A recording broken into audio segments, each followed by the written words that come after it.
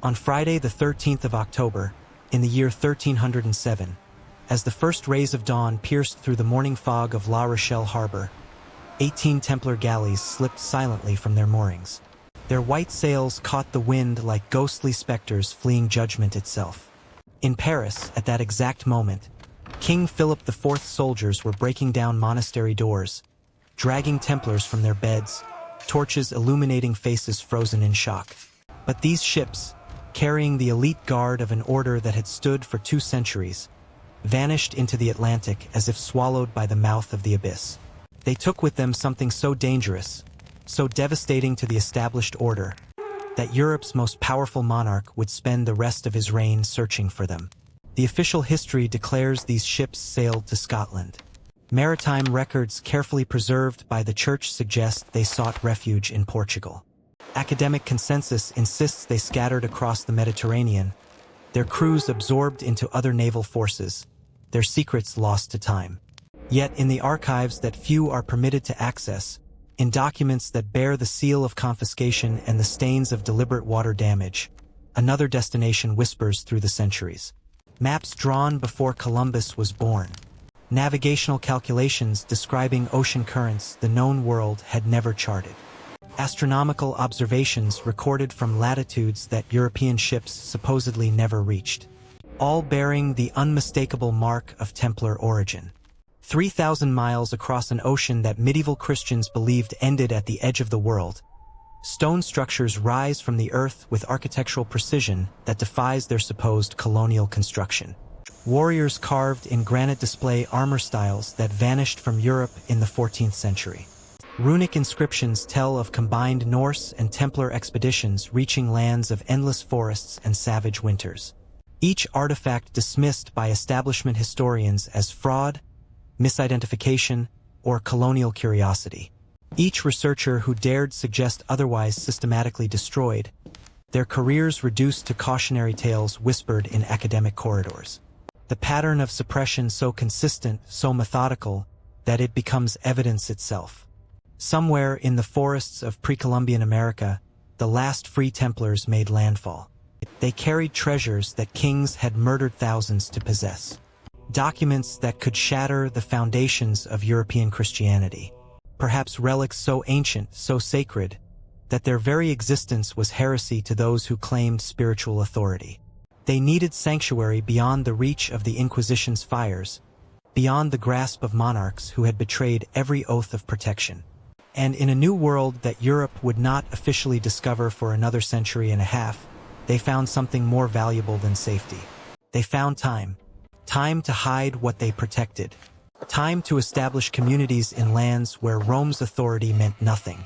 Time for their truth to transform into legend, their history into myth, their evidence into anomalies that modern archaeology cannot explain. Tonight, the forbidden evidence speaks. Stone that cannot be dated incorrectly. Maps that cannot be explained away. Genetic markers that predate the official narrative by generations. The truth that every major institution of the Western world has conspired to bury for 7 centuries. Because admitting the Templars reached America before Columbus means acknowledging that everything you were taught about the Age of Discovery, about European superiority, about the divine mandate of Christian expansion, was constructed on foundations of calculated deception. The ships that vanished from La Rochelle harbor did not disappear. They were erased from history. You have been taught that Christopher Columbus discovered America in 1492. Every history textbook, every documentary, every academic institution repeats this narrative with such confidence that questioning it seems absurd. But here is what they do not tell you. 3 centuries before Columbus set foot in the Caribbean, 18 fully equipped naval vessels vanished from European records carrying something so valuable, so dangerous, that the most powerful king in Christendom spent his entire treasury trying to find them. Those ships belonged to the Knights Templar, and the evidence suggests they sailed west, toward a continent that officially did not exist.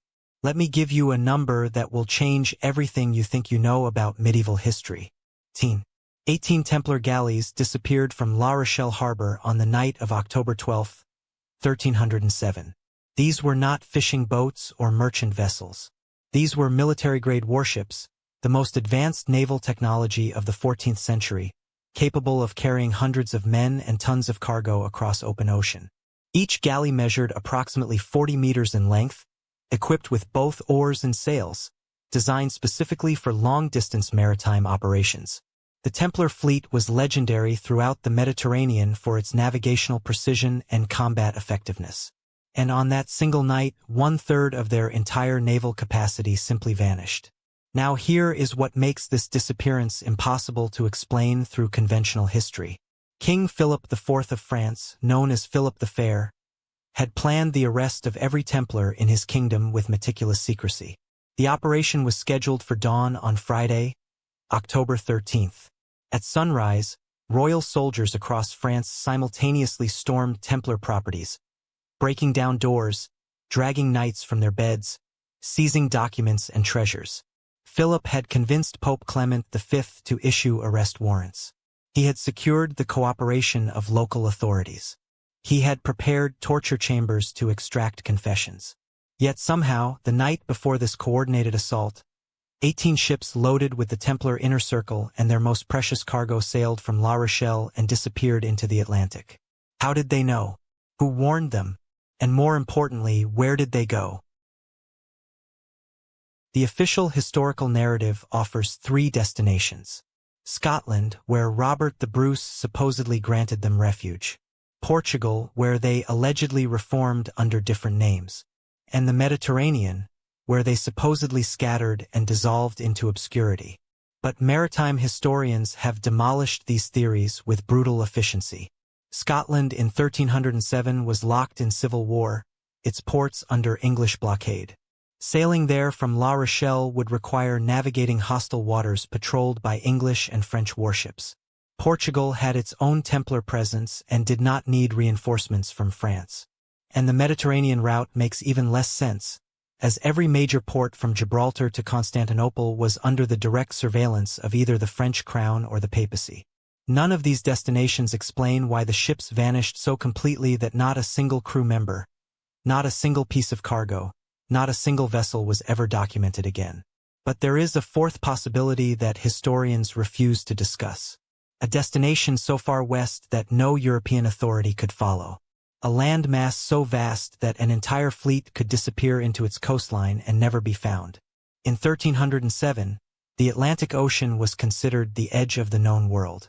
Maritime charts showed only speculative islands and mythical lands beyond the Pillars of Hercules. The Catholic Church taught that sailors who ventured too far west would fall off the edge of the earth or be consumed by sea monsters. Yet the Templars possessed something that made such a voyage possible. Navigational knowledge that predated Christian Europe by centuries. Archaeological evidence suggests the Templars had access to ancient maritime charts from Phoenician, Roman, and possibly even earlier civilizations. During their 2 centuries of operation, Templar agents had penetrated every major library and religious archive in the Mediterranean world. They had excavated beneath the Temple of Solomon in Jerusalem for 9 years, emerging with documents that remain classified to this day. They maintained constant contact with Islamic scholars who preserved Greek and Roman geographical knowledge that Christian Europe had deliberately destroyed. By the early 14th century, the Templar order possessed the most comprehensive collection of navigational intelligence in the known world. If ancient civilizations had reached the Americas and documented their routes, the Templars would have known. Consider the timeline.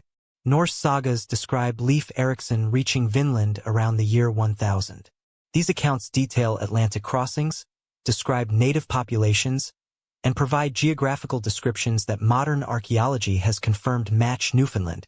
The Norse established settlements, traded with indigenous peoples, and maintained transatlantic contact for several decades. All of this occurred 3 centuries before the Templar fleet vanished. Now ask yourself a simple question. If Norse fishermen and raiders could cross the Atlantic with primitive longships in the year 1000, what could the most advanced naval force in Europe accomplish with superior vessels, navigational instruments, and access to ancient maritime charts? The Templars were not explorers seeking glory. They were fugitives carrying treasures worth more than entire kingdoms. According to trial records extracted through torture, the Templars possessed relics, documents, and artifacts that threatened the legitimacy of the Catholic Church. Some claimed they had found proof that Jesus survived the crucifixion. Others testified to documents proving the Church had fabricated key elements of Christian doctrine. Several confessions, later recanted, described objects of such sacred importance that merely speaking their names constituted heresy. Whether these testimonies were true or extracted through agony is irrelevant. What matters is that Philip and Clement believed the Templars possessed something world-changing, and they were willing to destroy an entire military order to seize it. Imagine you are the Templar commander responsible for protecting these treasures. You know arrest warrants are being prepared. You know torture awaits anyone captured.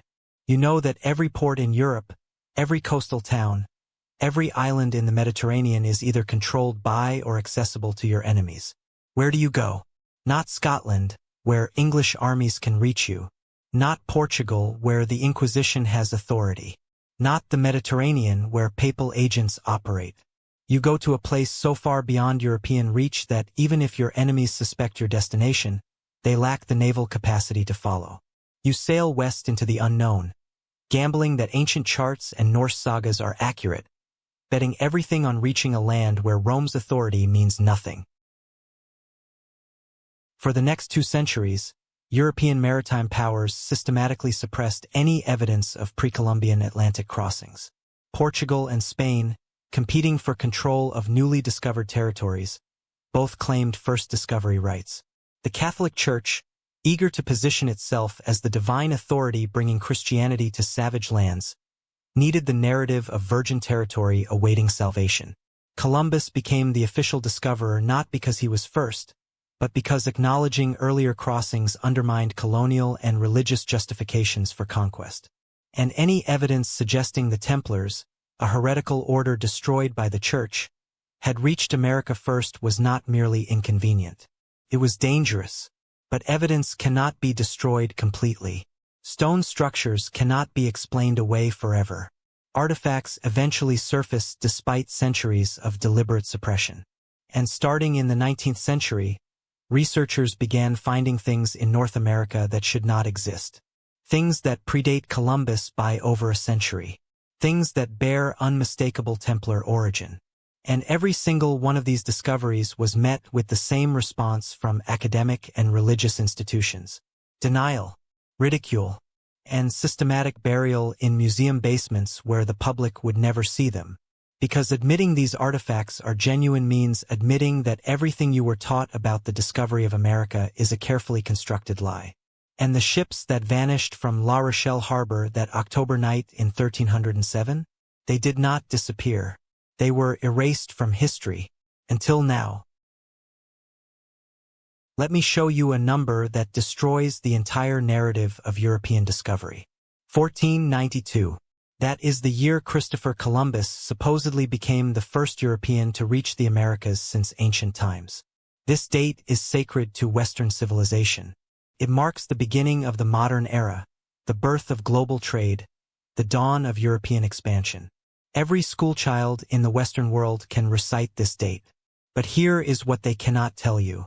For every document that supports Columbus as first, there are 10 documents that were systematically destroyed to eliminate evidence of earlier crossings. And the institution responsible for this destruction is the same one that canonized Columbus's achievement as divine providence: the Catholic Church. The Norse sagas present our first mathematical impossibility. According to Icelandic chronicles written in the 12th and 13th centuries, Leif Erikson reached Vinland around the year 1000. These were not myths or legends recorded centuries after the fact. These were contemporary accounts, passed down through oral tradition and later transcribed by Christian monks who had no reason to fabricate pagan Viking accomplishments. The saga of Eric the Red and the saga of the Greenlanders provide specific geographical details: the length of the journey, the characteristics of the coastline, the presence of wild grapes, encounters with indigenous peoples they called Skraelings. Modern archaeology confirmed these accounts in 1960, when Helga and Stein Ingstad excavated Norse settlements at Lance Aux Meadows in Newfoundland. Carbon dating proved European presence in North America around the year 1000, 500 years before Columbus. Yet this discovery, verified by multiple scientific methods and accepted by the archaeological community, remains largely absent from standard history textbooks. Why? Now let me give you a number that should terrify you. 90%. According to records seized during the Templar trials of 1307 to 1314, approximately 90% of Templar navigational documents, maritime charts, and oceanic logs were destroyed immediately after their arrest. These were not random papers. These were the accumulated maritime intelligence of an order that had operated the most sophisticated naval network in medieval Europe for 2 centuries. The Templars maintained constant shipping routes between Europe, the Holy Land, and North Africa. They had access to Islamic and Byzantine geographical knowledge. They possessed charts that predated Christianity. And when Philip IV seized Templar properties, his first action was not to catalog their gold or count their weapons. It was to burn their libraries. Why would a king desperate for Templar treasure prioritize destroying navigation documents over seizing jewels? Because those documents contained knowledge that contradicted the geographical understanding the Church wanted to maintain. But not everything was destroyed. In the Vatican secret archives, there exists a document that few historians are permitted to examine. It is a maritime log fragment recovered from a Templar preceptory in Portugal, dated 1284. The document describes Atlantic currents, wind patterns, and astronomical observations recorded at a latitude that corresponds to the coast of North America. It references lands beyond the Western Ocean where the sun sets late in summer and where vast forests extend further than the eye can perceive. This document predates Columbus by 208 years. It sits in an archive that contains approximately 75 kilometers of shelving holding documents spanning 12 centuries of Catholic history. The Vatican employs a permanent staff of archivists whose sole function is to control access to these materials. Researchers must apply years in advance, specify exactly which documents they wish to examine, and are forbidden from photographing or reproducing certain materials. The question is not what the Vatican is hiding. The question is why they continue hiding it.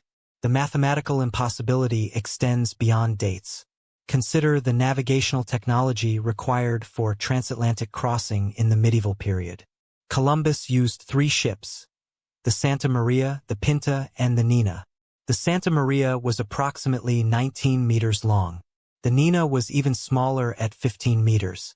These were not sophisticated vessels by medieval standards. They had limited cargo capacity, no proper sleeping quarters, and barely adequate freshwater storage. The entire crew of all 3 ships combined was approximately 90 men. Now compare this to what we know about Templar galleys. A standard Templar galley measured approximately 40 meters in length, could carry up to 300 men, had multiple decks for cargo and supplies, and was equipped with both oars and advanced sail configurations allowing navigation even in adverse winds. The Templars had been operating maritime trade routes for 2 centuries by the time they vanished. They possessed navigational instruments that Columbus would not have access to: improved astrolabes, comprehensive star charts, detailed current maps. If Columbus could reach America with 3 small ships and basic instruments, the Templars could have accomplished the same voyage with superior technology 2 centuries earlier. And unlike Columbus, the Templars had a reason to go there. They were running for their lives. There is another number that exposes the impossibility of the official narrative. 78. That is the number of years between the dissolution of the Templar Order in 1312 and the first documented Portuguese expeditions along the West African coast in 1390. During those 78 years, European maritime capability supposedly stagnated. No major improvements in ship design. No significant advances in navigational instruments. No expansion of geographical knowledge. This is historically absurd. Maritime technology does not remain static for 8 decades, especially when multiple European powers are competing for trade dominance. Unless, of course, someone was actively suppressing maritime advancement. Unless powerful institutions had a vested interest in preventing European sailors from venturing too far west. Unless knowledge that had existed was deliberately destroyed and any attempt to rediscover it was branded as heresy. The Inquisition provides the mechanism for this suppression. Established in 1231, The Papal Inquisition had authority to investigate and punish any challenge to Catholic doctrine. By the 14th century, this included questioning approved geographical knowledge. Maps that contradicted church-sanctioned cosmology were considered heretical. Sailors who claimed to have reached lands not mentioned in biblical or classical texts faced investigation. Even discussing the possibility of inhabited lands beyond the known world could trigger accusations of challenging divine revelation. The Inquisition maintained this control for over 5 centuries.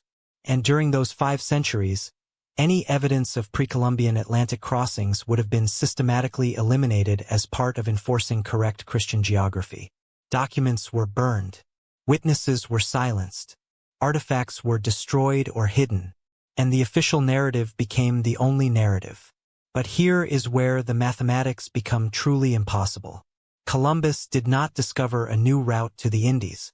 He followed existing maritime intelligence.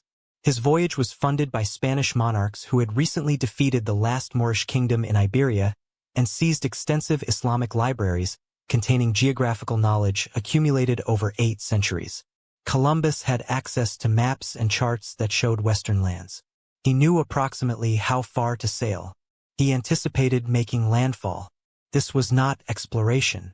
This was navigation based on prior knowledge. And if Columbus had access to evidence of western lands in 1492, where did that evidence originate? Who had crossed the Atlantic before him and documented the route? The Templars remain the most logical answer. An order with means, motive, and opportunity. An order whose complete navigational archives were destroyed specifically to eliminate evidence of their maritime achievements. An order that vanished into the Atlantic with 18 ships and was never seen again. Now consider what this means for everything you have been taught. If the Templars reached America in 1307, then Columbus was not the discoverer. If pre-Columbian crossings were documented and then deliberately hidden, then the age of discovery is built on falsified history. If the Church systematically destroyed evidence of earlier Atlantic navigation, then every textbook, every documentary, every historical authority has been perpetuating a lie for over 5 centuries. The mathematics do not add up. The timeline contains impossible gaps. The official story requires you to believe that maritime technology stagnated for a century, that comprehensive navigational archives were destroyed by accident, that multiple independent sources describing pre-Columbian crossings are all mistaken, and that the Church's obsessive control over geographical knowledge was merely coincidental. Or you can believe the simpler explanation. The Templars reached America first. The evidence was destroyed, and the lie became history. Frederick Julius Pohl spent 40 years of his life documenting evidence of pre-Columbian European presence in North America.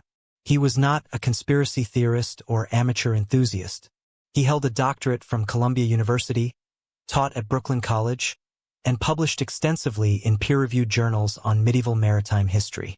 His academic credentials were impeccable, his research methodology rigorous, his documentation exhaustive. And when he presented evidence suggesting the Knights Templar had reached North America in the 14th century, the academic establishment destroyed him. His university denied him tenure. His papers were rejected from journals that had previously published his work.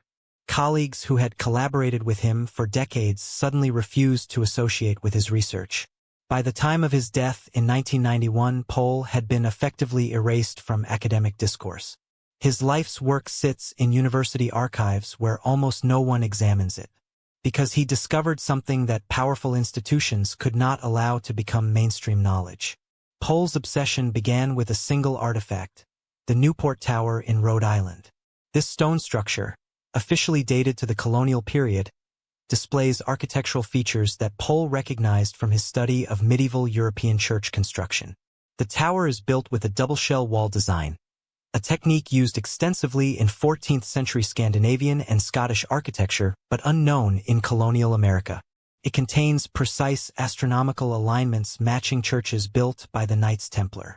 The mortar composition, when analyzed, contained materials not available to colonial settlers but common in medieval European masonry. Pohl spent years documenting these anomalies, publishing detailed architectural comparisons, presenting evidence to historical societies. The response from establishment historians was uniform: denial without examination. The Smithsonian Institution refused to carbon date the mortar. The Newport Historical Society maintained the colonial origin theory despite contradicting evidence. And when Pohl published his findings in 1952, academic journals systematically ignored or ridiculed his work. He had committed the unforgivable sin of challenging an established narrative with physical evidence. But Pohl was not alone. Frank Glynn, an insurance executive turned amateur archaeologist, discovered something in Westford, Massachusetts that should have rewritten American history textbooks. In 1946, while examining rock formations near Westford, Glynn identified a carved image of a medieval knight wearing 14th-century armor and carrying a distinctive sword design used by European warriors between 1300 and 1370. The carving, known as the Westford Knight, shows a figure with a bassinet helmet, a triangular shield, and a hand-and-a-half sword typical of the period. Glynn spent decades researching medieval armor styles, consulting with experts in European military history, documenting every detail of the carving. He presented his findings to the Massachusetts Archaeological Society, provided photographic evidence, offered the site for professional examination. The academic response was swift and brutal. The carving was declared a natural rock formation despite clearly artificial tool marks. Glynn's credentials as a non-professional were used to dismiss his work without evaluation. And when he persisted in seeking scientific analysis, he was effectively blacklisted from archaeological circles. His research files, containing decades of documentation, were rejected by major universities and remain in private collections today. The pattern becomes impossible to ignore when you examine what happened to Jacques de Mailloux, a French anthropologist who fled to Argentina after World War II. De Mailloux conducted genetic studies of indigenous South American populations in the 1960s and 70s. His research identified European genetic markers in pre-Columbian populations along the Argentine coast and in the Andes Mountains. These were not markers from Spanish colonization. These were older genetic signatures matching medieval European populations. De Mailloux traced these markers to specific time periods and proposed that medieval European sailors, possibly Templars fleeing persecution, had reached South America and interbred with native populations. His genetic evidence was peer-reviewed and published in international journals. His methodology was scientifically sound. And for his trouble, he was branded a Nazi sympathizer, his research was called pseudoscience, and his university position was terminated. The genetic samples he collected were confiscated. His papers were removed from academic databases. And when he died in 1990, his life's work had been so thoroughly suppressed that most anthropologists had never heard of him. What did these three men have in common? They all found physical evidence of pre-Columbian European presence in the Americas. They all connected that evidence specifically to the Knights Templar or their contemporaries. They all followed rigorous academic methodology in documenting their findings. And they were all systematically destroyed by the same establishment institutions they had trusted to evaluate their work objectively. Pohl lost his academic position. Glynn was blacklisted from archaeological societies. De Mailloux was labeled a fraud and stripped of his research materials. None of them were given the opportunity to defend their evidence in open academic debate. None of them received the peer review process they requested. And all of them spent their final years watching as their discoveries were buried, their reputations ruined, their life's work dismissed without serious examination. The mechanism of suppression was always the same. First, ignore the evidence completely. When that failed, attack the researcher's credentials. If the credentials were solid, question their methodology despite it being identical to accepted practices. When the methodology proved sound, declare the findings impossible based on established narratives rather than examining the evidence. And finally, ensure that funding, publication opportunities, and academic positions were denied to anyone who persisted in challenging the official story. This was not accidental. This was coordinated institutional protection of an approved historical narrative. Because accepting the evidence these men presented meant acknowledging that major educational, religious, and governmental institutions had been teaching falsified history for centuries. It meant admitting that the Catholic Church had systematically destroyed evidence of pre-Columbian crossings to maintain its narrative of bringing Christianity to virgin lands. It meant questioning the entire foundation of the Age of Discovery and European colonial justification. Consider what drove these men to continue despite professional destruction. Pole watched his colleagues abandon him but kept researching until his death at age 93. Glynn faced ridicule from professional archaeologists but maintained his documentation of the Westford Knight for over 4 decades. De Mailloux fled Argentina after threats against his family but continued publishing his genetic research from exile. These were not men seeking fame or profit. These were scholars who had encountered evidence so compelling, so scientifically verifiable, that they sacrificed their careers rather than pretend they had not seen it. They understood that their evidence had implications far beyond academic curiosity. It threatened power structures that depended on controlling historical narratives. It challenged institutions that based their authority on approved versions of the past. And for that, they were made examples of what happens to those who dare question established truth. The cost of their discoveries extended beyond professional ruin. Pole spent his final years fighting to prevent his research archives from being destroyed after his death. Glynn died knowing that the Westford Knight would be officially classified as a natural rock formation despite overwhelming evidence of artificial carving. De Mailloux's genetic samples, which could have been reanalyzed with modern DNA technology, disappeared from the university where they were stored. All 3 men experienced the unique torture of knowing they had uncovered genuine historical evidence, while watching the institutions supposedly dedicated to truth work tirelessly to ensure that evidence never reached the public. They knew their findings were being suppressed not because they were wrong, but because they were right. And that knowledge, that certainty of possessing truth that the world refused to acknowledge, consumed their final years with a bitter realization.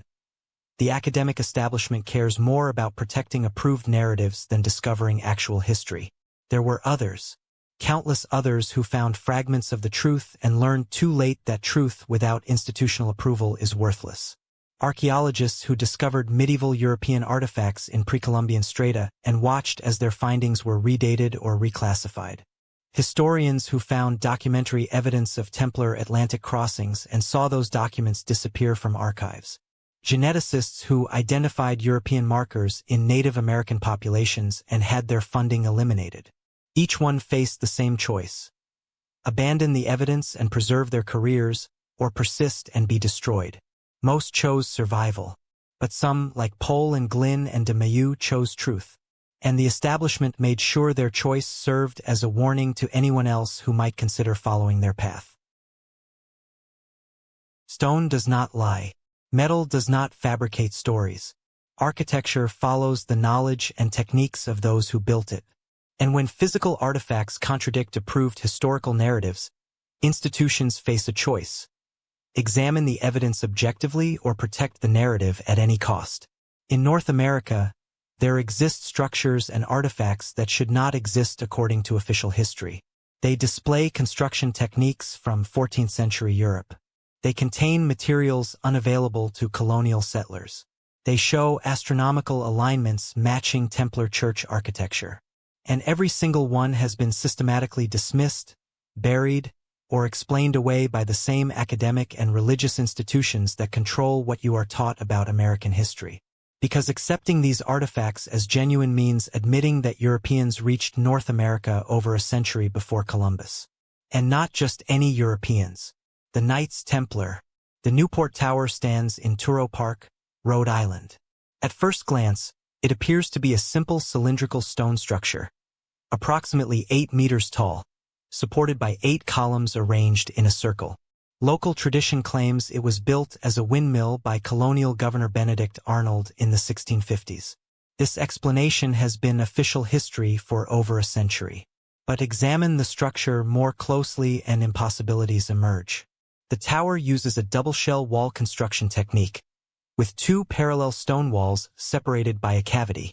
This design was common in 14th-century Scandinavian and Scottish church architecture but completely unknown in colonial New England. No other colonial structure in Rhode Island uses this technique. No colonial document describes how to build double-shell walls. Yet the Newport Tower employs this sophisticated European method with precision that suggests experienced medieval stonemasons, not colonial farmers attempting to build a windmill. The mortar tells an even more disturbing story. In 1993, a Danish archaeologist obtained permission to analyze mortar samples from the tower. The composition contained specific minerals and binding agents common in medieval European mortar but unavailable in colonial Rhode Island. The mixture matched samples from 14th-century Scandinavian churches almost exactly. When this analysis was published, the response from American historical societies was immediate and dismissive. They claimed the mortar had been contaminated. They suggested modern repairs had altered the composition. They proposed that colonial builders somehow independently invented a mortar formula identical to medieval European specifications. Any explanation, no matter how absurd, was preferable to admitting the tower predates colonial settlement. The mortar analysis was buried in an obscure Danish journal where almost no American historians would encounter it, and the official narrative remained unchanged.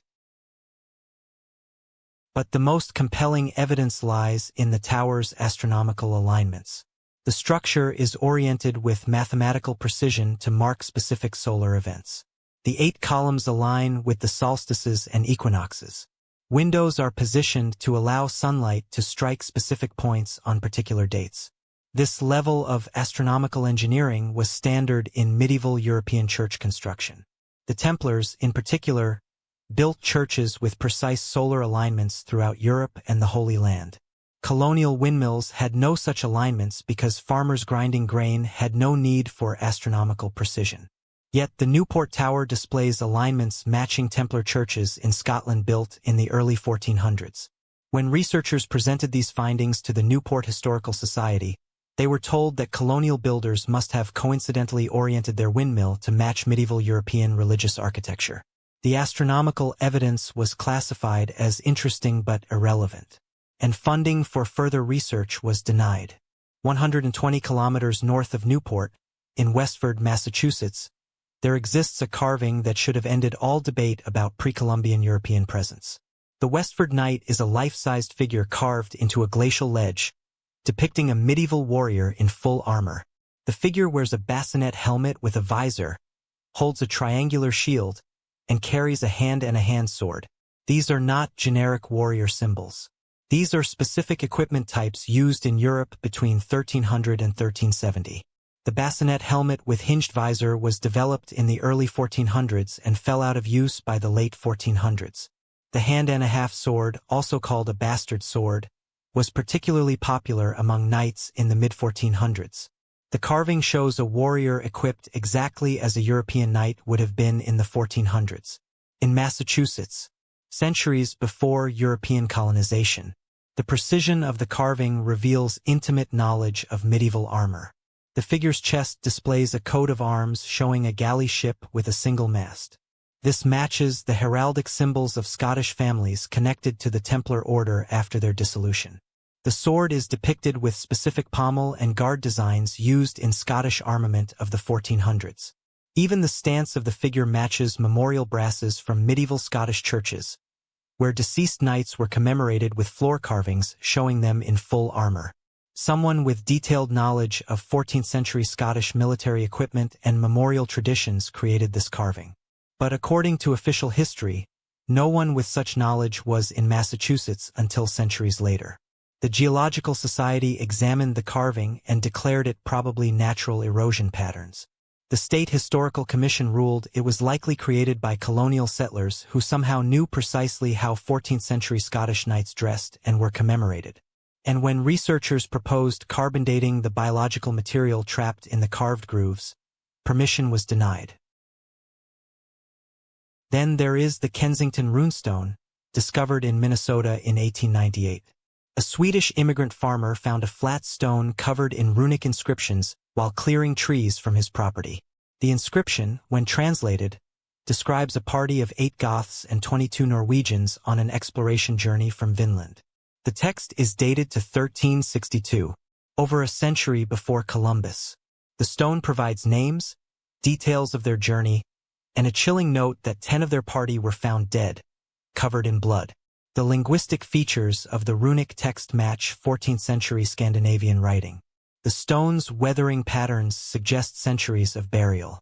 And the inscription describes a combined Norse and European expedition inland from the Atlantic coast. Yet from the moment of its discovery, academic institutions declared it an obvious hoax. They claimed a Swedish immigrant farmer with minimal education somehow fabricated a complex runic text using linguistic features from 14th-century Scandinavia that were not documented in any accessible source until decades later. The Smithsonian Institution rejected the Kensington Runestone without physical examination. Harvard's Scandinavian department declared it fraudulent based on photographs. The Minnesota Historical Society refused to display it for decades. When modern linguistic analysis confirmed the text contains grammatical structures from 14th-century Swedish dialects, scholars responded by claiming the forger must have been a linguistic genius who studied obscure medieval texts. When geological analysis showed the weathering patterns consistent with centuries of exposure, they suggested the forger somehow artificially aged the stone using techniques unknown to 19th-century farmers. Every piece of evidence supporting authenticity was met with increasingly elaborate explanations of how it could have been faked. Because accepting the Kensington Runestone as genuine means accepting that Europeans were exploring the interior of North America in 1362, over 130 years before Columbus. These are not isolated anomalies. There are dozens of pre-Columbian European artifacts scattered across North America. A stone anchor of European design found off the coast of New England and carbon dated to the 1400s. Medieval coins discovered in Native American archaeological sites. Carved stones displaying European religious symbols predating colonization. Each one has been dismissed individually using increasingly creative explanations. The anchor was supposedly dropped by a colonial ship despite carbon dating proving otherwise. The coins were declared modern contamination despite being found in undisturbed pre-Columbian strata. The religious carvings were attributed to wandering colonial settlers despite predating colonial expansion into those regions. No single explanation seems absurd enough to reject when the alternative is admitting that official history is wrong. When you examine these artifacts together, a pattern emerges that cannot be explained by coincidence or fraud. They cluster along the North Atlantic coast. They date to the 14th and 15th centuries. They show connections to Norse and Scottish medieval cultures. They appear in locations accessible from the Atlantic but distant enough to suggest inland exploration. And they all predate Columbus by over a century. The Newport Tower could theoretically be explained as colonial construction if you ignore the architectural impossibilities. The Westford Knight could be dismissed as natural erosion if you overlook the specific armor details. The Kensington Runestone could be called a hoax if you disregard the linguistic evidence. But explaining all of them simultaneously requires believing in a conspiracy of frauds spanning centuries, continents, and multiple independent perpetrators. Or you can accept the simpler explanation. Medieval Europeans reached North America. They explored inland. They built structures. They carved memorials. And every institution with the authority to investigate this evidence has chosen to protect the Columbus narrative instead. In 1513, a Turkish admiral named Piri Reis presented a map to the Ottoman Sultan that should not exist. The map showed the coastline of South America with remarkable accuracy. It depicted the Caribbean islands in correct relative positions. It illustrated the coast of Antarctica, a continent that would not be officially discovered until 1820. And most impossibly, it showed these features based on source maps that Piri Reis claimed dated from the time of Alexander the Great and earlier. When modern cartographers examined this map in the 20th century, they confirmed that the geographical accuracy could only have been achieved through actual exploration and systematic maritime surveying. Yet, according to official history, no European had explored these coasts when the source maps were supposedly created. Columbus had made his first voyage only 21 years earlier, and his expeditions never reached most of the areas shown on Piri Reis's map. So where did this knowledge come from? Piri Reis was explicit about his sources. In notes written on the map itself, he stated that he compiled it from approximately 20 older charts, some dating back centuries. He specifically mentioned using maps captured from Spanish sailors, charts from the time of Alexander the Great, and geographical knowledge from Arabic and Portuguese sources. This was not speculation or mythology. Piri Reis was a respected naval commander and cartographer who had access to the extensive map collections held in Constantinople after the Ottoman conquest of 1453. When the Ottomans captured the Byzantine capital, they seized libraries containing geographical knowledge accumulated over 1,000 years. Among those collections were maps that predated the supposed age of European exploration. Maps that showed lands that officially had not been discovered. And Piri Reis used these ancient sources to create a chart that modern analysis confirms is geographically accurate. But Piri Reis was not the first to possess this impossible knowledge.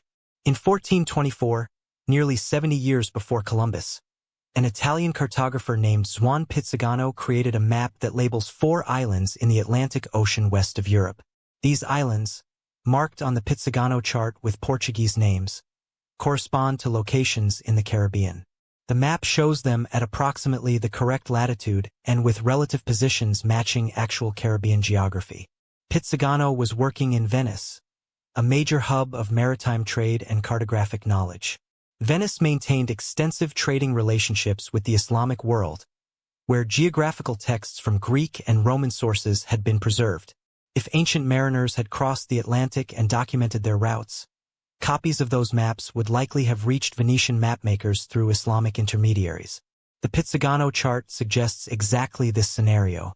Someone had reached the Caribbean, mapped its islands, and that information had survived to be incorporated into 14th-century European charts. Even more remarkable is the Zeno map, published in 1558 but purportedly based on 14th-century source material. Brothers Niccolo and Antonio Zeno were Venetian noblemen who allegedly sailed to the North Atlantic in the 1380s. According to letters supposedly written by Antonio Zeno, they explored regions including Greenland, Iceland, and lands further west that they called Estotaland and Drogeo.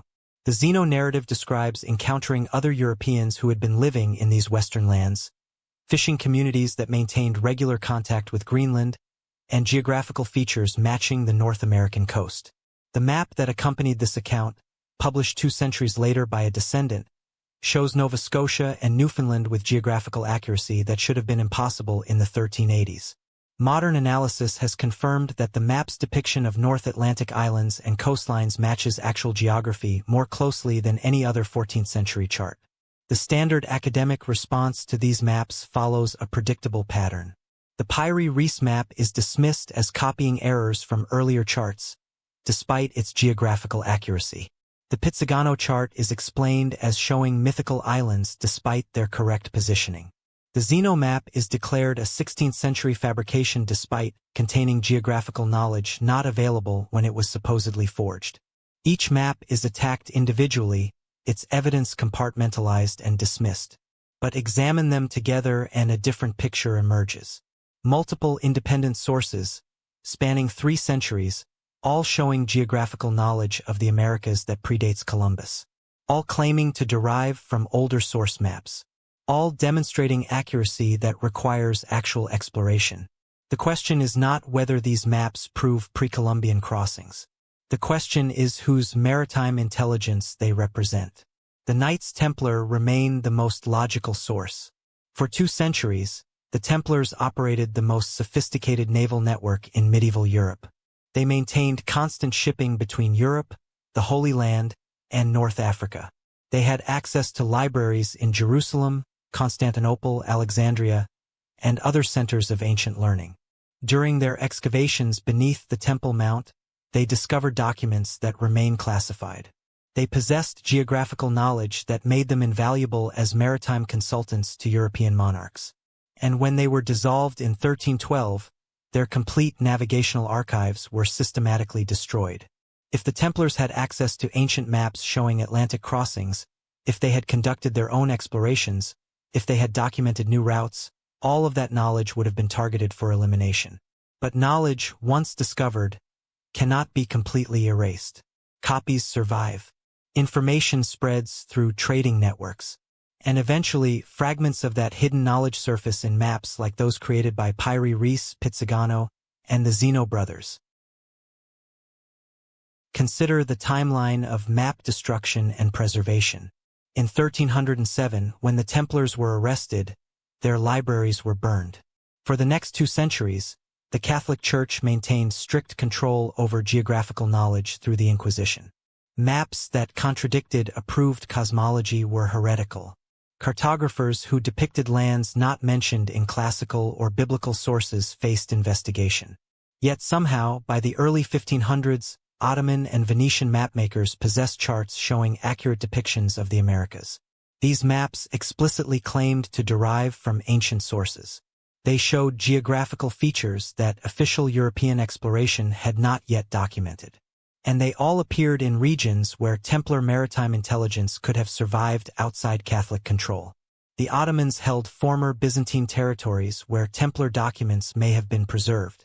Venice maintained independence from direct papal authority and had extensive contact with Islamic scholars who preserved ancient geographical texts. The pattern suggests a network of hidden geographical knowledge that survived church suppression. The mathematical precision of these maps reveals their true origin. The Piri-Reis chart uses a projection system that requires understanding of spherical geometry and accurate latitude measurements. The Pizzigano map positions Caribbean islands with longitudinal accuracy that medieval European navigation supposedly could not achieve. The Zeno map depicts coastal features with detail suggesting systematic surveying rather than random exploration. None of this knowledge could have been invented or guessed. It required actual maritime expeditions, careful astronomical observations, and sophisticated mathematical calculations. The Templars possessed all of these capabilities. Their order included trained mathematicians, astronomers, and navigators. They maintained dedicated naval architects and cartographers. And they had 2 centuries to accumulate and systematize maritime intelligence before their dissolution. If any medieval European organization could have created the source maps that later surfaced in Ottoman and Venetian collections, it was the Knights Templar. But accepting these maps as evidence means acknowledging something that historical institutions cannot tolerate. It means admitting that ancient civilizations had more advanced geographical knowledge than previously believed. It means accepting that medieval Europeans possessed mapping capabilities supposedly not developed until centuries later. It means recognizing that the Templars had access to information that threatened established narratives. And most dangerously, it means questioning who else knew about pre-Columbian crossings and chose to suppress that knowledge. The Church had access to the same ancient sources. The Vatican Library contains geographical texts from across the ancient world. If Piri-Reis could access maps showing the Americas in 1513, Church scholars could have accessed similar maps centuries earlier. The question is not whether this knowledge existed. The question is why it was hidden. And the answer lies in understanding what that knowledge represented. Not just maps of new lands, but evidence of human achievement that predated Christian expansion. Evidence that challenged religious narratives about divine revelation guiding European discovery. Evidence that the Knights Templar possessed and were destroyed for possessing. The Templars were not explorers seeking glory or merchants pursuing profit. They were fugitives carrying cargo so dangerous that the most powerful king in Europe had mobilized his entire kingdom to seize it. On that October night in 1307, as 18 galleys slipped from La Rochelle harbor, they carried something that justified 2 centuries of protection, warranted systematic persecution, and demanded escape beyond the reach of any European authority. The official charges against the Templars included heresy, idol worship, and desecration of Christian sacraments. But these accusations, extracted through torture and recanted at the stake, concealed the real reason for their destruction. The Templars possessed knowledge. Knowledge that threatened the foundation of Catholic authority. Knowledge that proved the Church had built its power on manufactured history. And knowledge that required a sanctuary where neither king nor pope could ever reach. During 9 years of excavation beneath the Temple Mount in Jerusalem, from 1118 to 1127, the founding Templars discovered something that changed their mission forever. Official histories claim they were protecting pilgrims on the roads to the Holy Land. But 9 knights do not protect thousands of pilgrims. 9 knights excavating beneath the holiest site in Judaism for nearly a decade are searching for something specific. What they found remains classified in Vatican archives that the public will never access. But the consequences of that discovery are documented in the sudden transformation of the Templar order. Within months of returning from Jerusalem, these 9 knights received official recognition from the Church. They were granted unprecedented privileges, exemption from local laws, and permission to operate independently of bishops and secular authorities. You do not receive such extraordinary concessions for protecting roads. You receive them for possessing information so devastating that the Church needs to control you completely or risk exposure. The trial records of 1307 through 1314 provide fragments of what the Templars protected. Multiple knights, under torture, confessed to possessing documents that contradicted the Gospels. Some testified to relics proving Jesus survived the crucifixion. Others described manuscripts showing the Church had fabricated key elements of Christian theology. Several confessions mentioned objects of such sacred importance that revealing their names constituted mortal sin. The inquisitors recorded these testimonies in detail before burning the witnesses alive. The Church needed to document what the Templars knew while ensuring no witness survived to verify the truth. And what emerges from these torture-extracted confessions is a consistent theme. The Templars possessed proof that Christianity as taught by Rome was built on deliberate deception. They had documents. They had artifacts. They had evidence that could destroy papal authority completely. But possessing such dangerous knowledge created an impossible situation. The Templars could not reveal what they knew without triggering their own destruction. They could not hide it effectively within Europe, where every Templar property was known and could be raided. They could not trust any European monarch or religious authority to protect them against the combined power of the French crown and the papacy. Their only option was to create a sanctuary so distant, so inaccessible, that no European power could reach it. A place where they could preserve what they protected until circumstances allowed its revelation. And in 1307, only one such place existed. The vast unexplored territories across the Atlantic Ocean that Norse sagas described but European authorities refused to acknowledge. The land that would later be called America. The decision to flee west was not sudden desperation. Evidence suggests the Templars had been preparing for this possibility for decades. Maritime records from the late 13th century, the fragments that survived systematic destruction, show increased Templar naval activity in the Atlantic. They were building ships designed for ocean crossing. They were recruiting Norse sailors with knowledge of Atlantic navigation. They were establishing supply depots along the European Atlantic coast. And they were quietly transferring treasures from inland preceptories to coastal strongholds. By 1300, the Templars had the naval capacity, navigational knowledge, and strategic planning necessary for a transatlantic evacuation. When the arrest orders came in 1307, they did not scramble to escape. They executed a contingency plan that had been years in preparation. The 18 ships that vanished from La Rochelle were not fleeing blindly into the unknown. They were following predetermined routes to prearranged destinations. What they found in America exceeded their most desperate hopes. A continent so vast that European powers could not project authority across it. Forests so dense that entire communities could disappear beyond any possibility of discovery.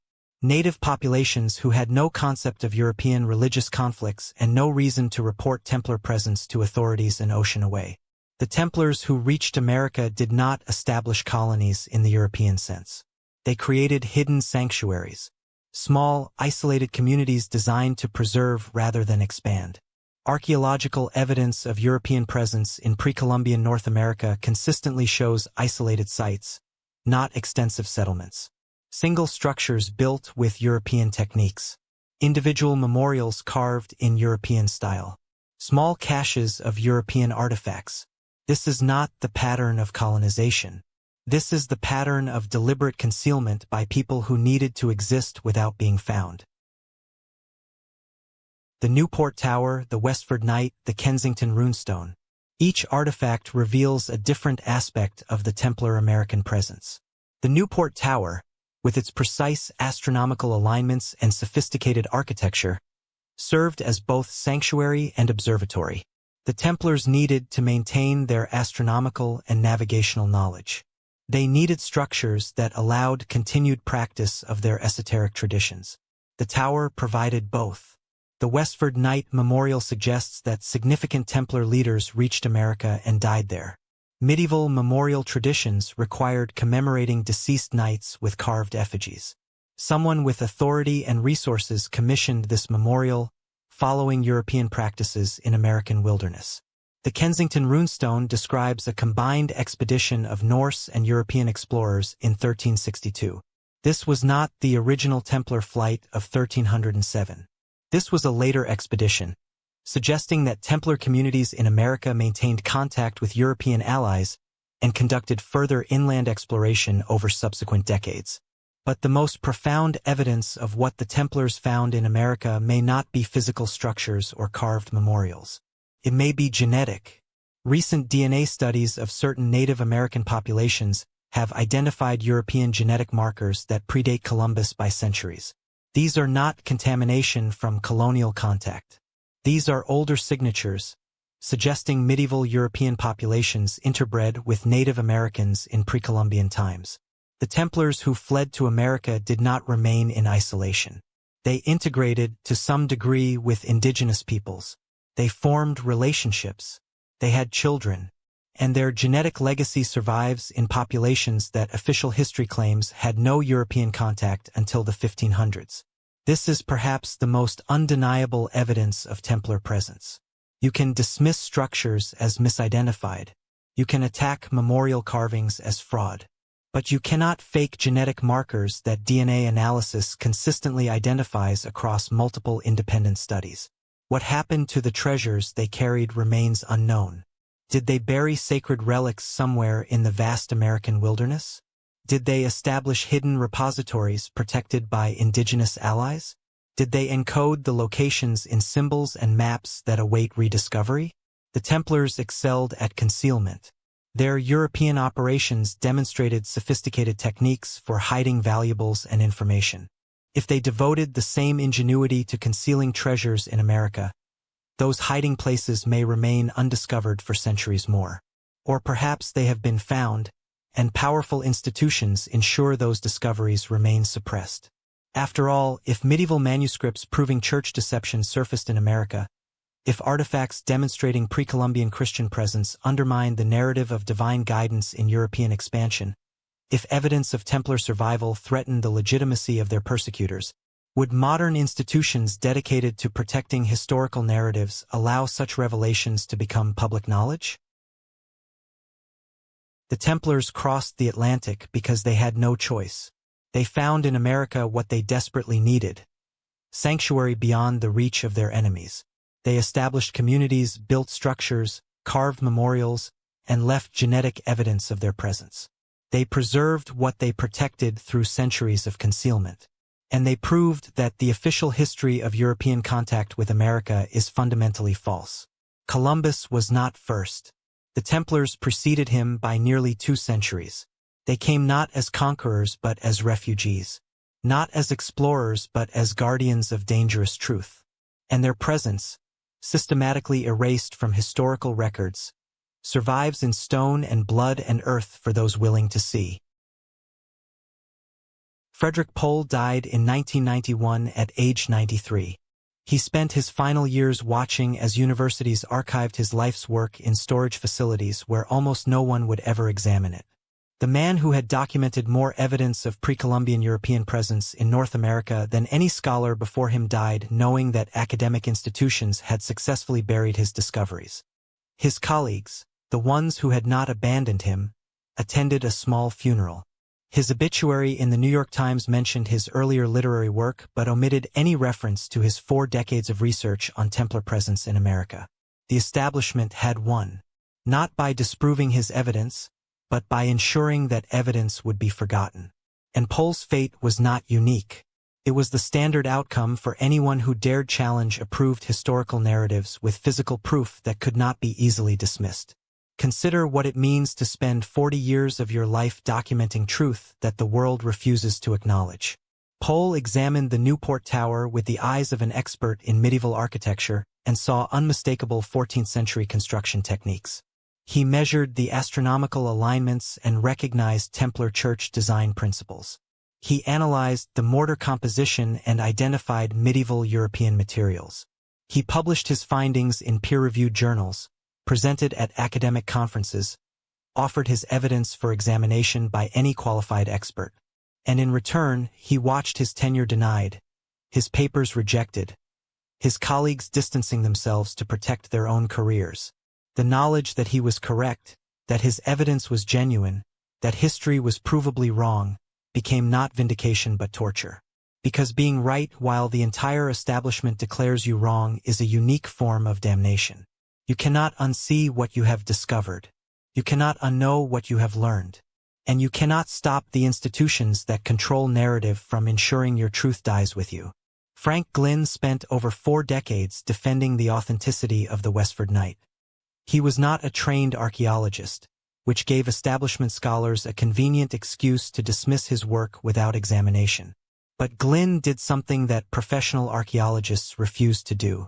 He studied medieval armor styles, consulted with experts in European military history, documented every detail of the carving with photographic precision, and offered the site for scientific analysis by any qualified institution. The Massachusetts Archaeological Society, the Smithsonian, Harvard University, they all refused. Not because Glynn's evidence was weak, but because accepting it meant acknowledging that a 14th-century European knight had been commemorated in pre-Columbian Massachusetts. Glynn died in 1980 knowing that the carving he had spent his life documenting would be officially classified as natural erosion.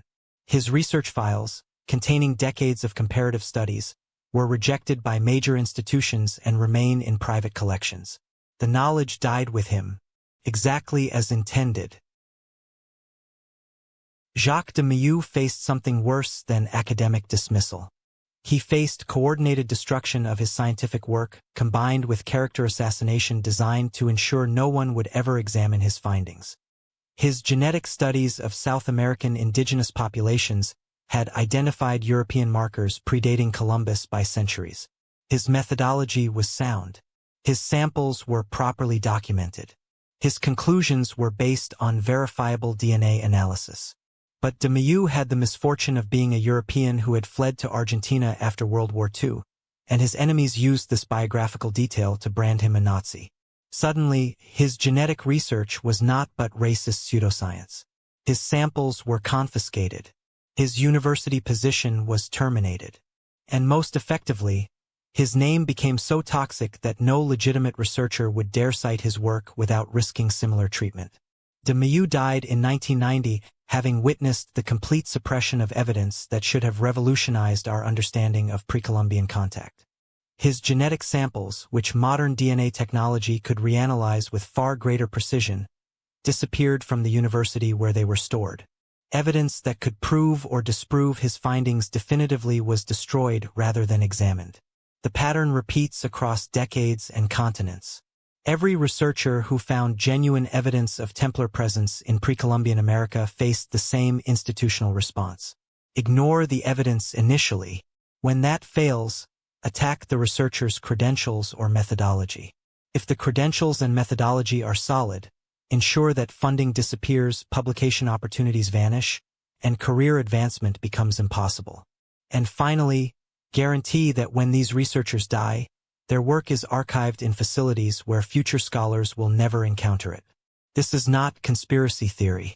This is documented institutional behavior repeated so consistently that it reveals coordinated policy. Someone or some interconnected network of institutions has decided that evidence of pre-Columbian European presence in America must be suppressed. And they have successfully suppressed it for over a century. But why? What is so threatening about admitting the Templars reached America before Columbus? The answer lies in understanding what that admission would destroy. First, it would undermine the entire narrative of the Age of Discovery. Columbus as the brave explorer opening a new world to European civilization becomes Columbus following routes that Europeans had traveled for centuries. Second, it would challenge the religious justification for European colonization. The church's claim to be bringing Christianity to lands that had never known Christ collapses if Europeans had been present for 2 centuries before official discovery. Third, and most dangerous, It would validate that the Knights Templar, an order destroyed by the Church for heresy, had possessed knowledge and capabilities that exceeded the institutions that persecuted them. Admitting the Templars succeeded in crossing the Atlantic means admitting they possessed sophisticated maritime intelligence, advanced navigational techniques, and access to geographical knowledge that the Church claimed did not exist. It means acknowledging that the heretics were more advanced than the Orthodox, that the persecuted possessed truth that the persecutors wanted to suppress. The Vatican's role in this suppression cannot be overstated. The Church controls access to archives containing 12 centuries of documentation. Researchers must apply years in advance to examine specific documents. Photography of certain materials is forbidden, and entire sections of the archive remain completely closed to outside scholars. What is in those restricted sections? What documents relating to Templar activities, to pre-Columbian knowledge of America, to evidence that contradicts official narratives, sit in climate-controlled storage where no independent researcher can verify their contents? The Vatican has never denied possessing such documents. They simply ensure no one outside their control can examine them. And this policy continues today, 7 centuries after the Templars were dissolved, 5 centuries after Columbus supposedly discovered America. If the evidence supported official narratives, why maintain such strict control? Why not open the archives completely and settle all questions definitively? The only logical answer is that those archives contain evidence that contradicts approved history, evidence that powerful institutions cannot allow to become public knowledge. Today, new evidence continues to emerge despite institutional suppression. Ground-penetrating radar reveals hidden chambers beneath the Newport Tower that archaeological authorities refuse to excavate. DNA analysis of Native American populations continues to identify European genetic markers that predate official contact. Satellite imagery shows possible medieval European structures in locations that have never been archaeologically surveyed. Each new discovery follows the same pattern. Initial excitement among independent researchers, media coverage that raises public awareness, then systematic dismissal by establishment institutions. Funding for further investigation denied, access to sites restricted, and gradually, public attention moves elsewhere while the evidence remains unexamined. The suppression has become so routine that it operates almost automatically. Researchers self-censor knowing that pursuing certain questions will end their careers. Institutions reject proposals that challenge approved narratives without serious review. And the public, trained to trust establishment expertise, accepts official dismissals without demanding to see the evidence themselves. The ultimate irony is that the truth is hiding in plain sight. The Newport Tower stands in a public park. The Westford Knight can be visited by anyone. The Kensington Runestone is displayed in a museum. This evidence is not locked away in secret vaults. It is publicly accessible. But it has been so effectively dismissed, so thoroughly explained away with establishment narratives, that most people never question the official story. You can walk up to the Newport Tower and see 14th-century architectural features with your own eyes. You can examine photographs of the Westford Knight and recognize medieval armor details. You can read translations of the Kensington Runestone and see the 14th-century linguistic features. The evidence is there. But you have been taught not to trust your own perception. You have been trained to defer to expert opinion even when that opinion contradicts physical reality. And that is the most effective suppression of all. Not hiding the evidence, but teaching people to dismiss what they can see for themselves. So what else are they hiding? If the establishment has successfully suppressed evidence of Templar presence in America for 7 centuries, what other historical truths have been similarly buried?